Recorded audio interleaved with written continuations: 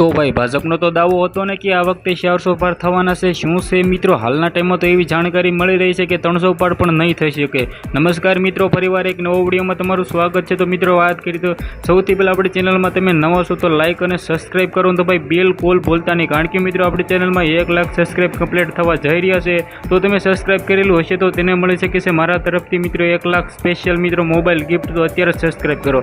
સૌથી પહેલાં વિડીયો વિશે વાત કરી તો તમને બધા લોકોને ખબર છે કે મિત્રો ચૂંટણીના રિઝલ્ટ પહેલાં હાલના ટાઈમમાં જે મિત્રો મોદી સાહેબ છે એ એક જ નારો લગાવી રહ્યા હતા કે આ વખતે ભાઈ 400 પાર. પરંતુ મિત્રો હાલના ટાઈમમાં કોંગ્રેસે એટલું બધું કમબેક કર્યું છે કે મિત્રો મને તો નથી લાગતું કે 300 પાર પણ થઈ શકે. કારણ કે મિત્રો એ રીતે હાલના ટાઈમમાં સૌથી મોટા સમાચાર મળી રહ્યા છે.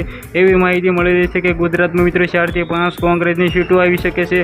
સાથે મિત્રો વાત કરીએ તો બનાસકાંઠામાં ગેનીબેન ઠાકોર આગળ છે.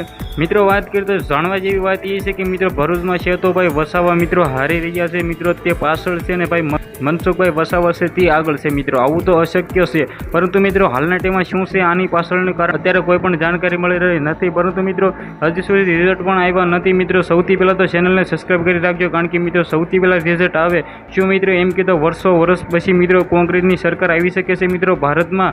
આ સૌથી પહેલાં તમને બધા લોકોને હું જણાવવાનું છું, તો સબસ્ક્રાઈબ પણ જરૂર કરી રાખજો.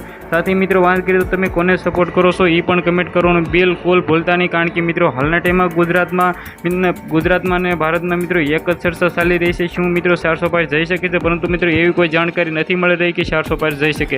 આજના વિડીયોમાંથી આટલી જ માહિતી. ફરીવાર એક નવો વિડીયો મળી જશે. બધા લોકોને જય હિન્દ, જય ભારત.